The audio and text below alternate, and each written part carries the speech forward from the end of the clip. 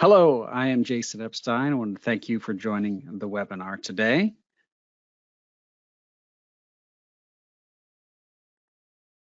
I will be moderating today's session, and with me is Timothy McDaniel, who will be doing the demonstration of the automated test reporting with Ranorex Studio. We have a few housekeeping items. Throughout the webinar, we will be answering questions in the Q&A panel. It's usually located in the upper right corner of the GoToWebinar window. If time permits, we'll also have a live Q&A session following the demonstration portion of the webinar. This webinar is being recorded so that you can watch it again later or share it with others on your team who may not have been able to join us today. So here's our agenda. We're going to cover the basics of Ranorex Studio reporting.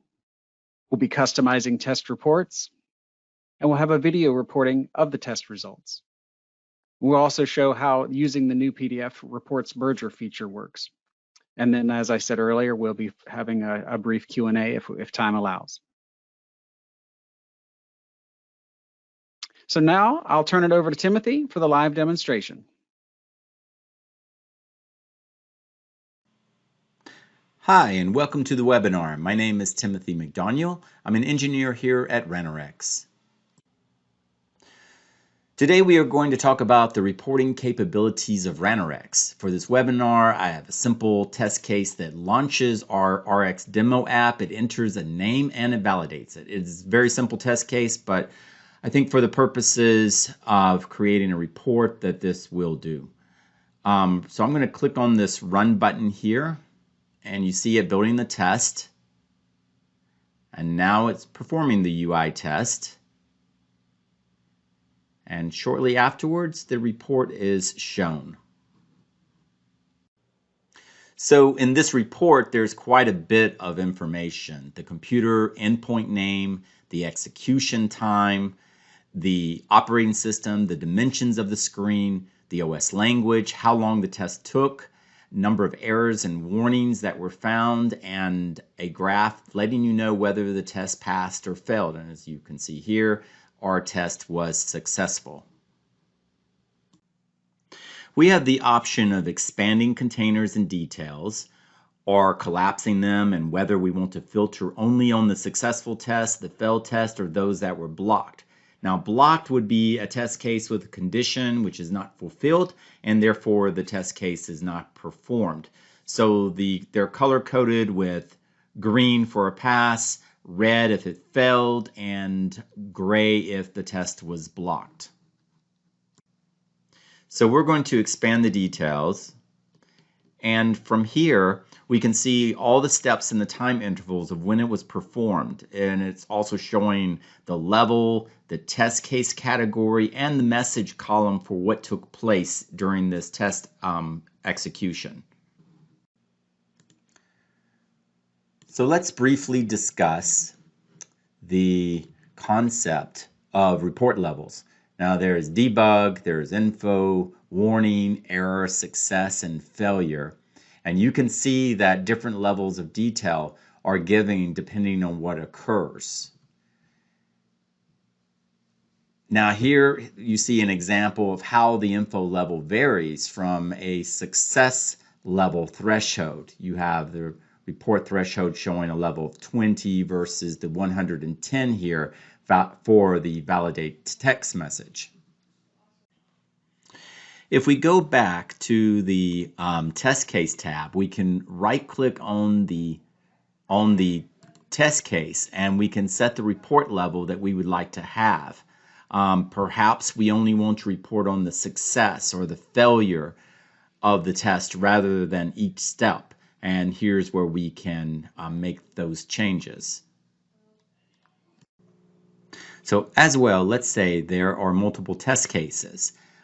We can individually set the report level for each. So I'm going to quickly copy this test case and create this new one under here. And if we right-click here, we can say for the report level to go to success and failure for this one. And what we'll do too is we will go ahead and create a new recording that's going to be very similar to the other one. In fact, we're going to take these components in here, or these actions, and we're going to paste them in here. But in order to make this test fail, we're going to just change the name Harry to Larry, and this is going to cause our validation on the second one to fail. So let's go ahead and run this recording and see what occurs. Let me see, actually before we do that, we need to take this one out. I'm going to take that one out, put recording 2 in, and delete recording 1 out of there. Now we're ready to run the test case. So let's go ahead and run it. And then this way you can see the difference in what the test looks like. So first it's entering the correct name, and now it's entering Larry instead of Harry. And we can already see that it failed. One of the tests failed, one succeeded. And you'll notice also that there's a lot more detail on this, on the failure item. And it shows here that it failed the specified value of welcome Larry when it was expecting welcome Harry, and it also included a screenshot of that occurrence as well.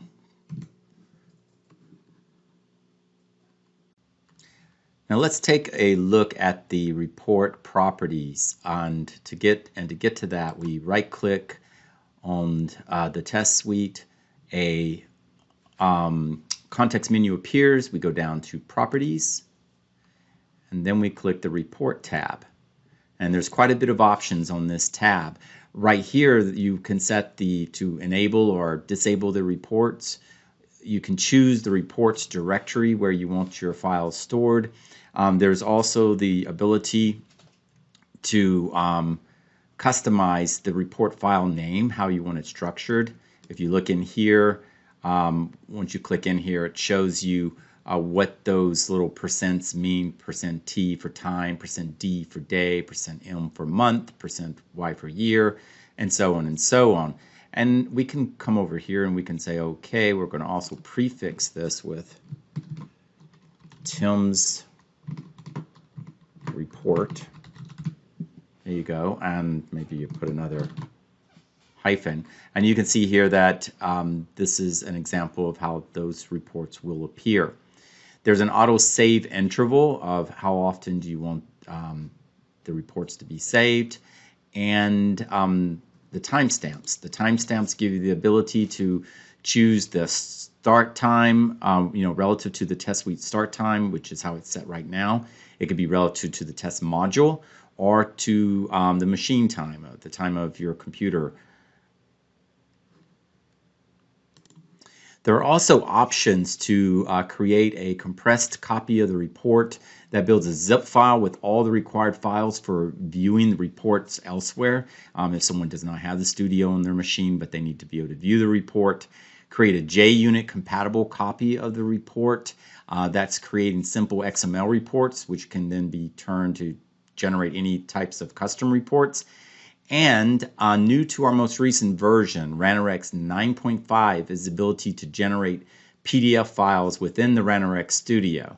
So if we click on this Create Single Report File, you can choose where you want this to be exported to, which directory. It defaults to Single Report PDF. We can opt to overwrite the files, and we can include images and even include video reporting. But just note that that's going to increase the size of your PDF quite significantly if you are recording videos. There's also the ability to create a custom template instead of using the default Ranorex report. And you can, if you have some created, you can choose a custom template from those that have been created.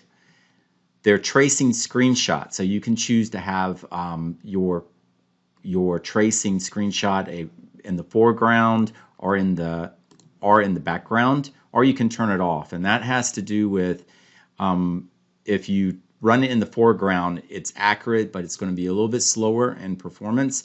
If it's in the background mode, it's faster, but then it's a little bit less accurate. Finally, we have a video reporting capability. The video reporting capability, you can opt to record a video for all test cases or failed cases only.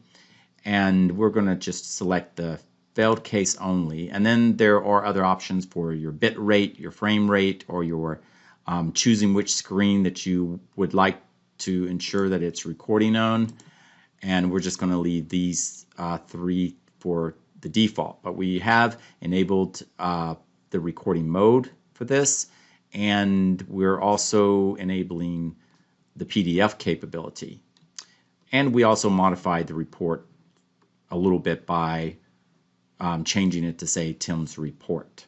So we will click OK, and we will run this test again to see what changes are made when we run it with those settings. So let's say run.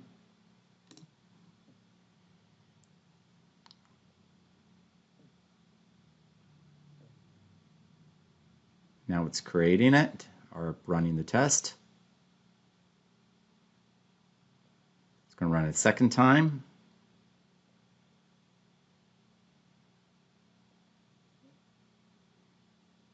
And here we can see the reporting again. We've got the failure validation. We're going to go ahead and expand details and take a look.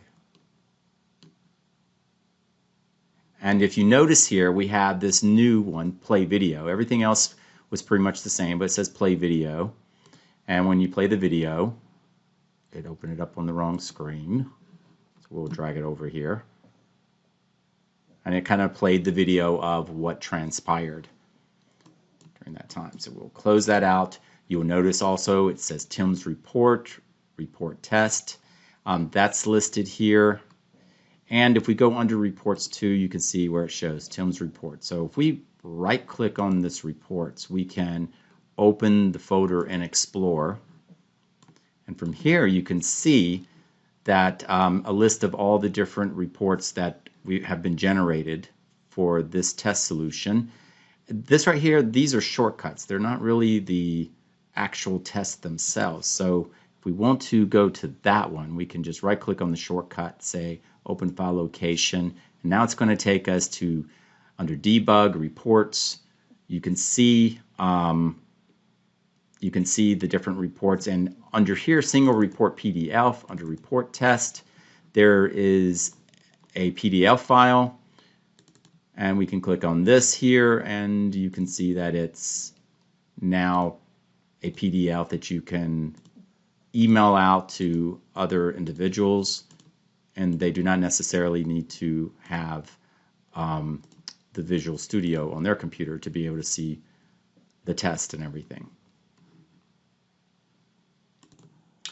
So now we're going to revisit the Report tab and look at creating a custom template.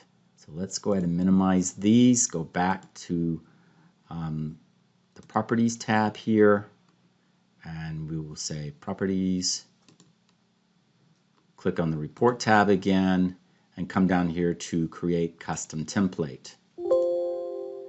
Now when you do that, it automatically kind of sends you an information that a new report template folder was created under the path. The default path here is showing where it's going, and you can edit and add files according to your needs at this location.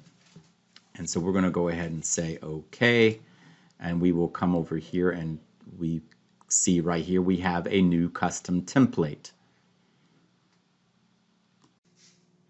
So let's change the name to the fictional company that I've selected, which is Frog Consulting. So we're going to rename this, call it Frog Consulting.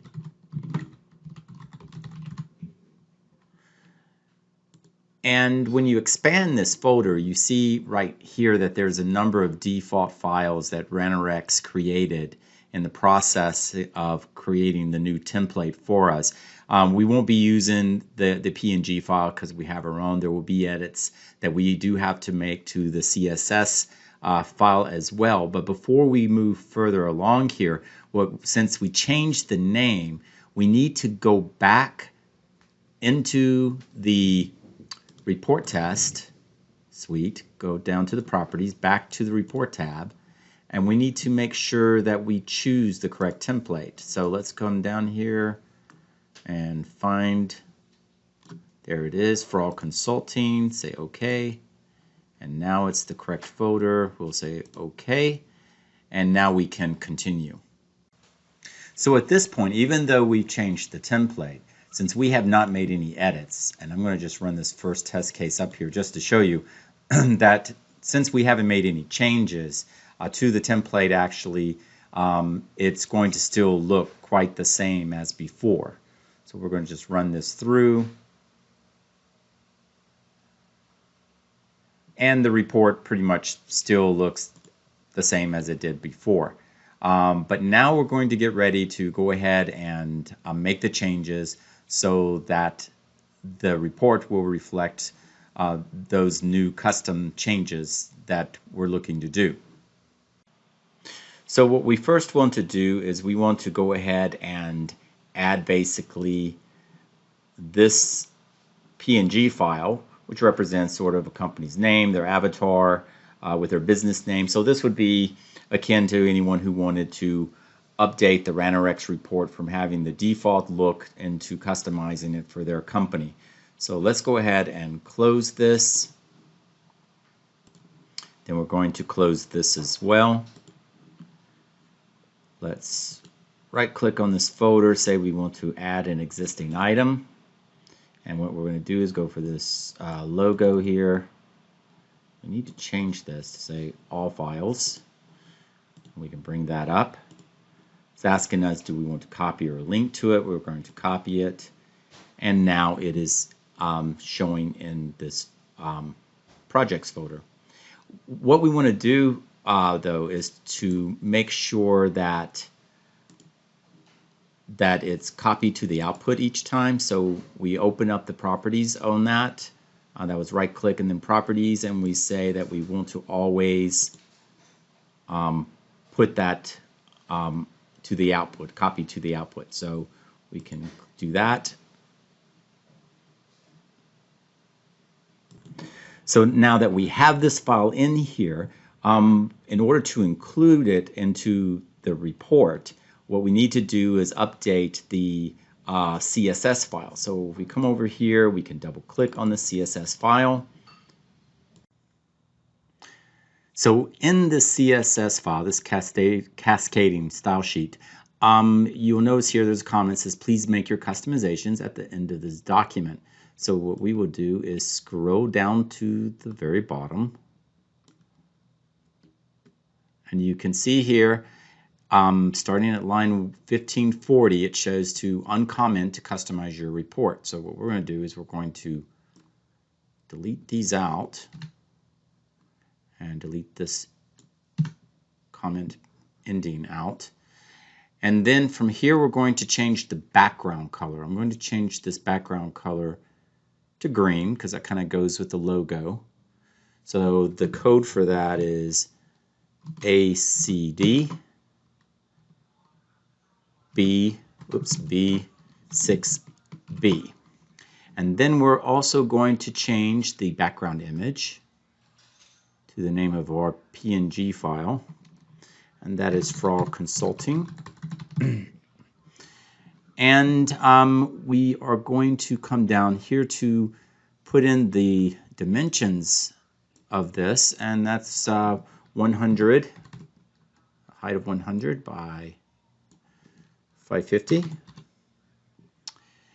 And then finally, in order to kind of have a little bit of a margin or the position of that, we're going to add in this little statement here that's for division or division pound page and the margin top of 40 pixels here. So this is going to help, position it a little better. And after that, we will save it, and we can go ahead and do a test run and see if this works. Click the Run button, and the test is going to launch.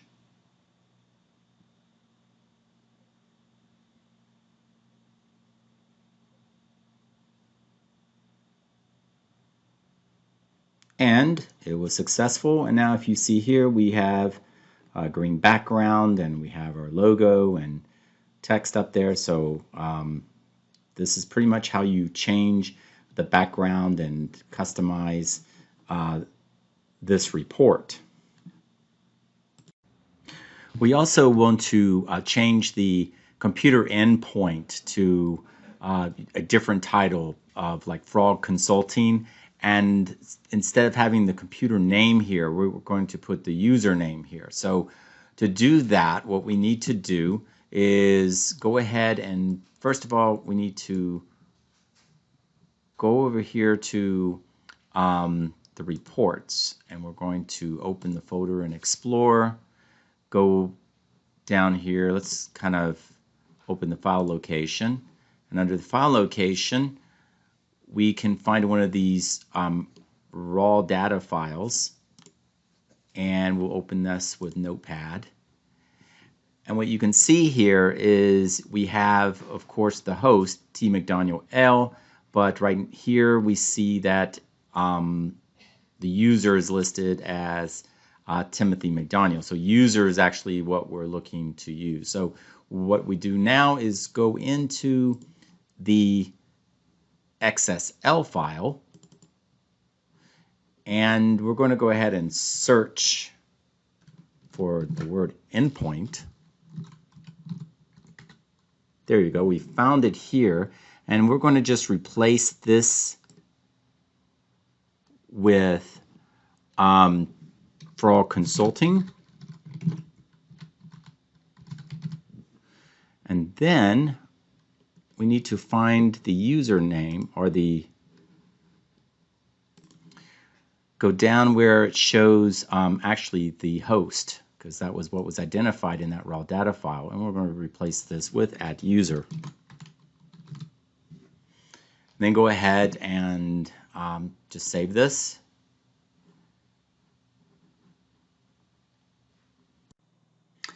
And now we hit the Run button to see if the changes that we made worked or not. So here we go through the test. And as you see here, it changed the name to Fraud Consulting with my name here, Timothy McDaniel. The next thing that we're going to change for this report is if you go down here and you scroll, you'll notice that success validations are always identified as green by default. But we can change these, change the color. We can put this in bold. And that's what we're going to do just to show you how this can be customized. And for this, we would use the CSS file in order to do that. Now, one thing that we want to do is we want to search for the TR success. I think I probably need to go up. There you go. TR success. Oh, must be further up. There you go. TR success color. With green here. The one thing that you have to note, though, you don't want to edit this here, because when it comes to CSS files, as they're processed from top to down, it's overwritten by the later entry. So what we want to do is go down to the bottom of this, and we're just going to enter here. Go back here, type in tr.success, and type in color blue,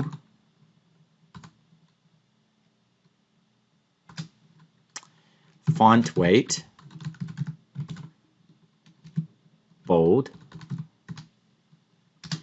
and then we'll close it with close the entry here.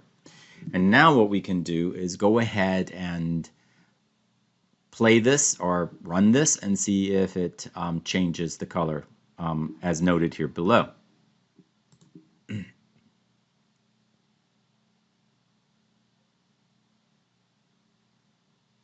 So it's running again. Doing the test comes up. Okay, let's just go expand details.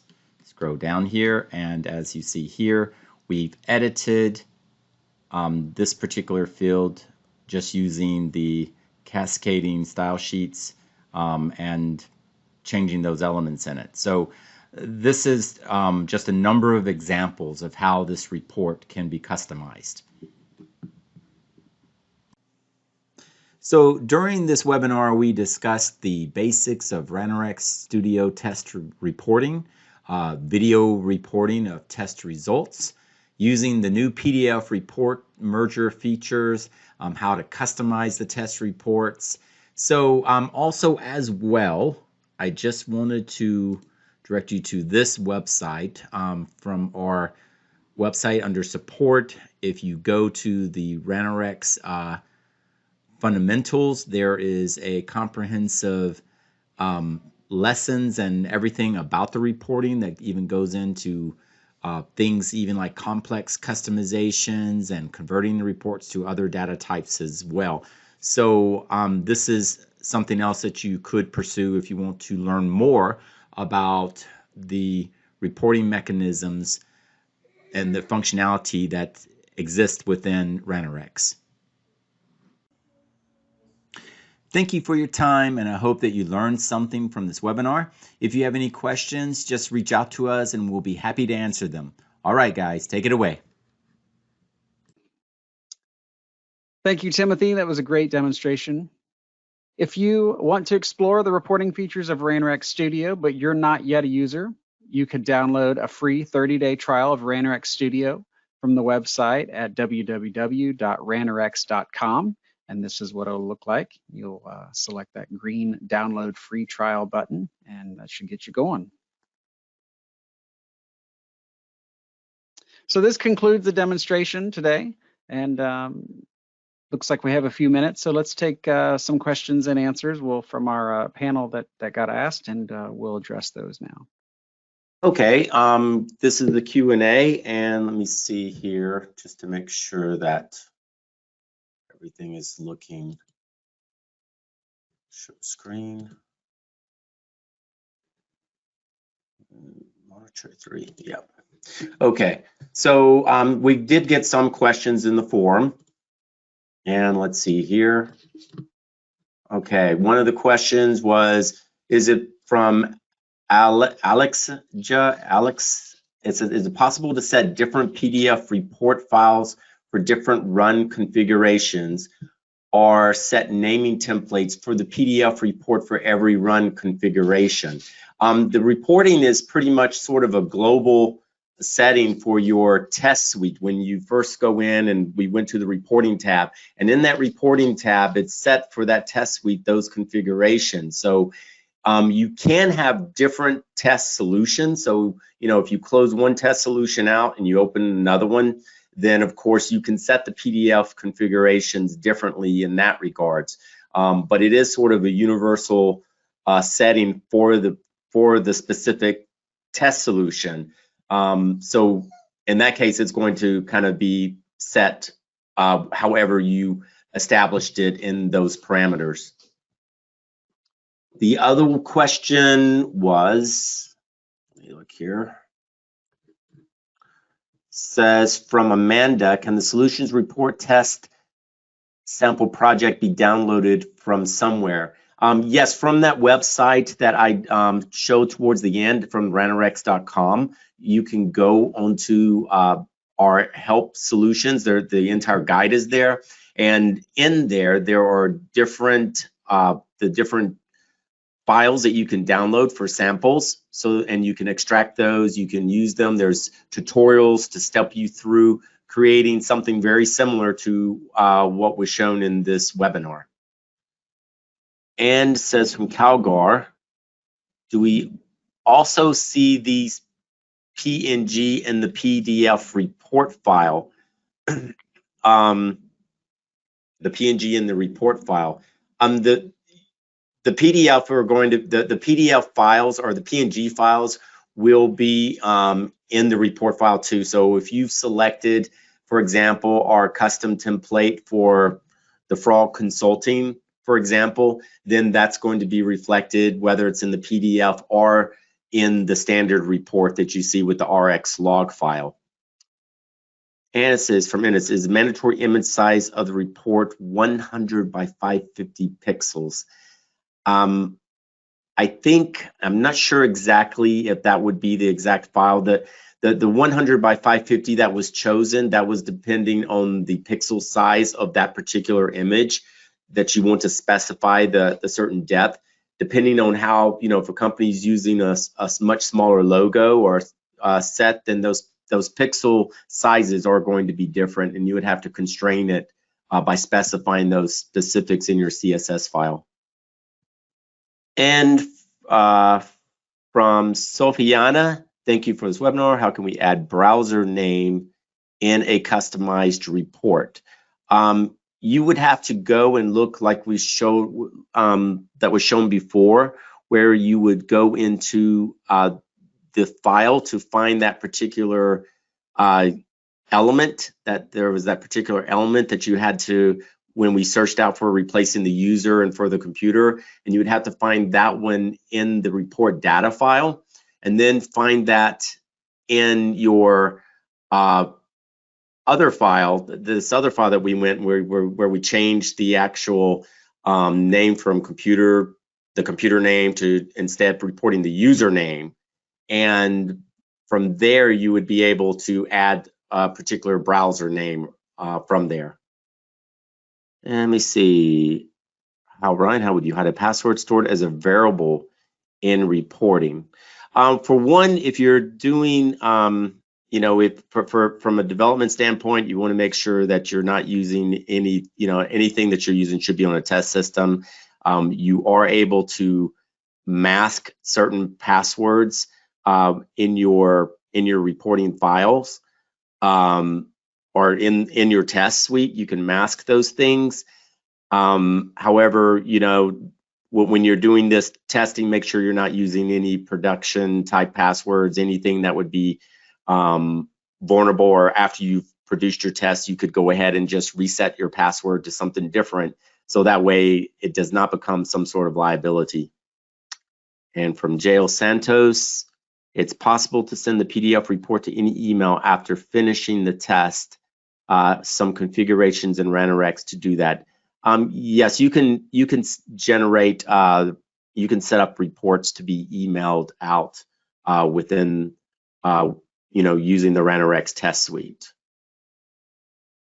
And here we have from Samaya, are you able to export reports at the end of a solution to an Excel sheet via an action within the solution? Well, the report is generated after the test suite is run. So no, you would not be able to export the report via an action. That would be something that you would have to manually do at the end, or have some script or something that runs, but it's not something that you would be able to do via an action within Ranorex. And let me see. Okay. I'm looking to see if there's any other ones from Lucas. From Luke, so the PDF feature is available in version 9.5 and for mobile apps as well. Yes, the PDF feature is available in version 9.5 and it's for mobile apps as well. Someone was asking about the video recording too for mobile apps, and that one would be a little trickier because when if you have used Ranorex for mobile testing, you know that it's not sort of the same sort of actions that you use with desktops and browsers. The desktop and browser, it's native on your desktop, so it's recording what it's seeing on the screen and able to capture those videos. But when it comes to mobile testing, you're sort of working with SPY, you're adding the elements and then you're adding them to your repository and then creating your test cases in that manner. So, you would be able to do, to be able to capture certain screenshots and things like that, but not the videos. From Aravind, will the size of the report limit the PDF generation? from what I understand, it's supposed to, you know, that they're warning you as far as, you know, if you're going to embed videos in your PDFs, then of course that's going to make your file size quite large. But there shouldn't be any sort of constraints for creating a large PDF file otherwise. I would say if you have a long test case that's got lots of steps, you could consider, you know, what level of reporting goes in there. And of course, you know, whether or not videos are necessary in, you know, for the PDF creation portion. You know, you would still be able to generate it for the RX log, the standard type reports.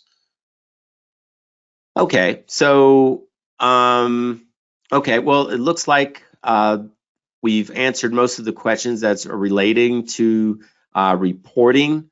And so I thank everyone for attending the webinar. This webinar, you know, has been recorded and a link will be sent out. And also too, if you do come up with other questions that you do have, feel free to send us an email and we will be happy to answer.